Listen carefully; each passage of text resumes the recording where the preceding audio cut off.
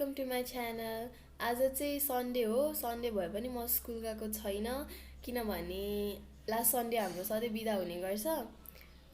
मैले चाहिँ युट्युबमा भिडियो नहालेको पनि थुप्रै भयो होला किनभने युट्युबको लागि कन्टेन्ट भेटाएको थिएन प्लस टाइम पनि त्यस्तो थिएन। So as you know that बाहिरको खानाहरू चाहिँ खासै हेल्दी हुँदैन अनि जङ्क फुडहरू खासै बाहिर खानु पनि हुँदैन। सो पानीपुरी खानु पऱ्यो भने चाहिँ म सधैँ लाइक घरमै बनाएर खान्छु।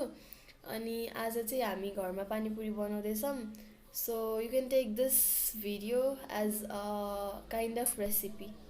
सो फर्स्टमा चाहिँ मैले यहाँनिर बोइल्ड पट्याटो लिएको छु।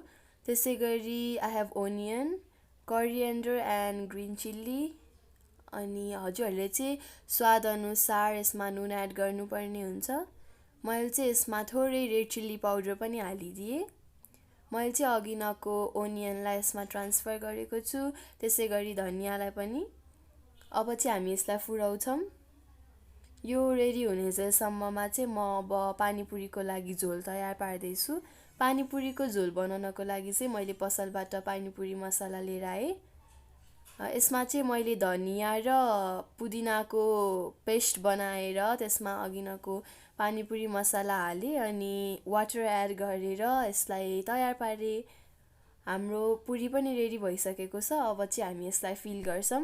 मैले चाहिँ पुरी फिल गर्नको लागि यसलाई राम्ररी हातले मुछेर तयार पारेकी छु। Now our panipuri is ready. So हजुरहरूले पनि घरमै एभाइलेबल इन्ग्रिडियन्ट्सहरूद्वारा चाहिँ पसलको जस्तै मिठो पानीपुरी बनाउन सक्नुहुन्छ। This was so tasty which made my day amazing. हजुरहरूले पनि घरमा यो रेसिपी ट्राई गरेर you can serve it to your family and enjoy the day. Thank you, bye by.